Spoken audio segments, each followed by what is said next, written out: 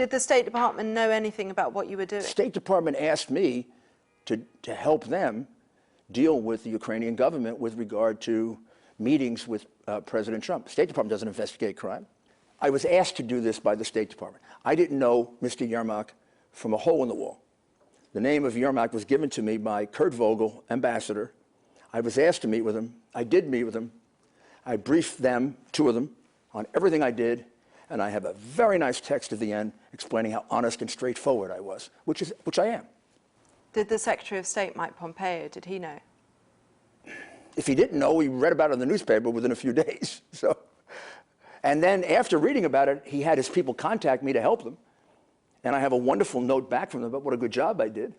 I mean, are you telling me some of them are now running away from it? But this is Washington. I mean, very few people are straight, direct, like I am.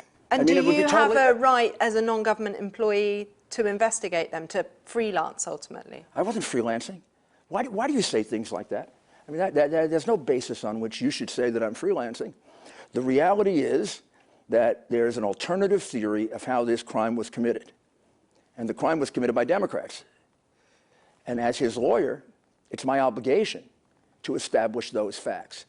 You don't have any issue with a foreign power investigating a political rival of the president? I do if he didn't do anything, but if he bribed the president of that country, I have an issue if they don't investigate. So the ends justify the means? No. Opposite way around. It'd be totally illegitimate not to investigate it. If a vice president of the United States goes somewhere and extorts the president of that country, or bribes the president of that country to get his son out of trouble, I'd find it extraordinary if they didn't investigate it. Are you at all concerned about your future? Because you have been placed as a central role in this. No, I'm not concerned about my future. What I did is perfectly lawful, perfectly legal. I find it completely extraordinary that you're spending all this time asking me about what I did.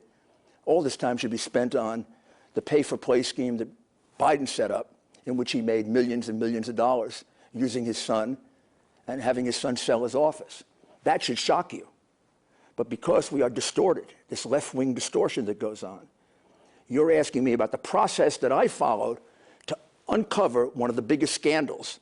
I should be considered a whistleblower. I should be getting whistleblower protection. I actually found facts that are true. The other guy, half of what he wrote is false. The Ukrainians today say that when they investigated this prosecutor, Joe Biden's son wasn't even working for the gas company. Are they lying in your view? Yeah, he began working for, you just read the New York Times. He began working for this company in 2015. He didn't stop working for the company until 2 months ago. And the investigation was tanked, meaning dropped, in 2016. So that's completely untrue. At the heart of this, we know, is a whistleblower who alleges that the president tried to interfere with the 2020 election and that the White House covered it up. Do you, in principle, regard both of those things as potentially serious offences? So here's what he says. Here's what he says. I am deeply concerned. I was told, I heard, based on my understanding, I learned, I do not know. You know the word that isn't here, the verb that isn't here? No. There's no place here. I know. I know. I know. He's not a witness to anything.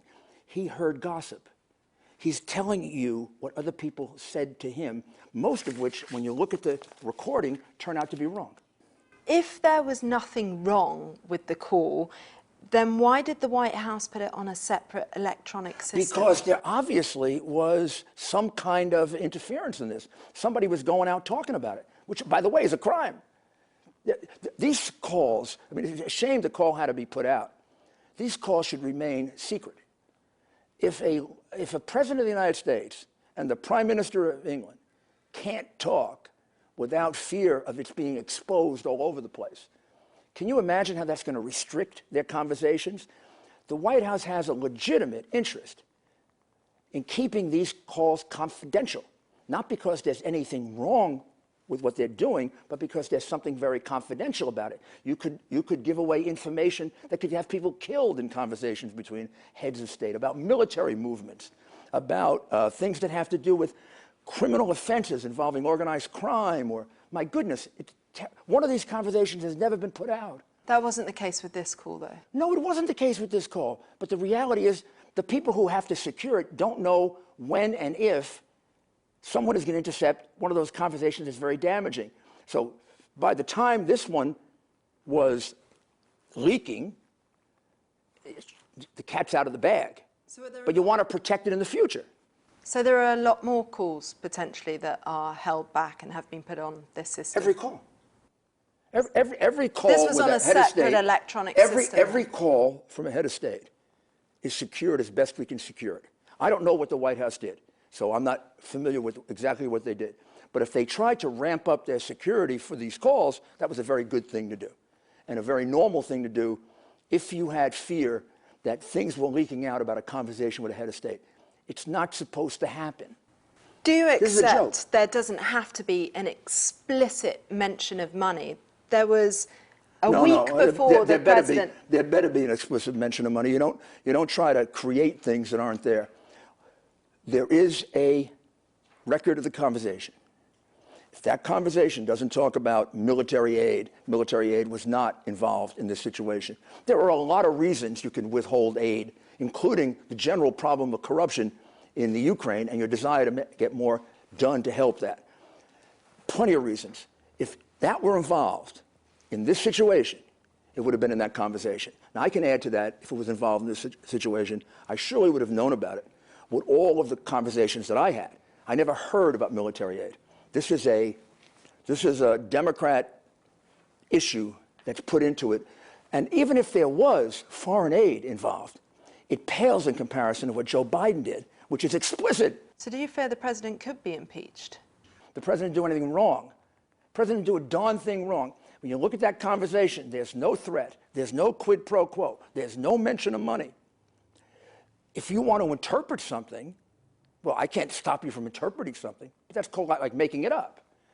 It's either there or it isn't there. It isn't there. I have no fear of that. Do I have a fear that the Democrats might vote for something? That's what I'm asking. Yeah, it'll get voted. It'll never get through the Senate, and they'll kill themselves if they do it. I mean, it's stupid politically. There are 40 Democrats from districts where Trump won last time. You think they're going to get returned to office? The American people are like 60, 70% against impeachment. That's what I was asking. Do you think the Democrats will vote to impeach? How do I know what they're going to do? They do things that amaze me, and they get away with things that amaze me. Are you willing to testify in front of Congress? Well, there's a lot of problems with that. I mean, would I like to testify and tell my story? Sure. I've been telling it all the time. In fact, you know my story. There's nothing I can tell them that you can't read online.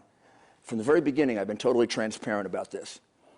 There are things that I can't testify to because I'm a lawyer. What has the president said to you this week? He asked me how I'm doing. We talked about golf. And anything we talked about relating to the case, I can't tell you.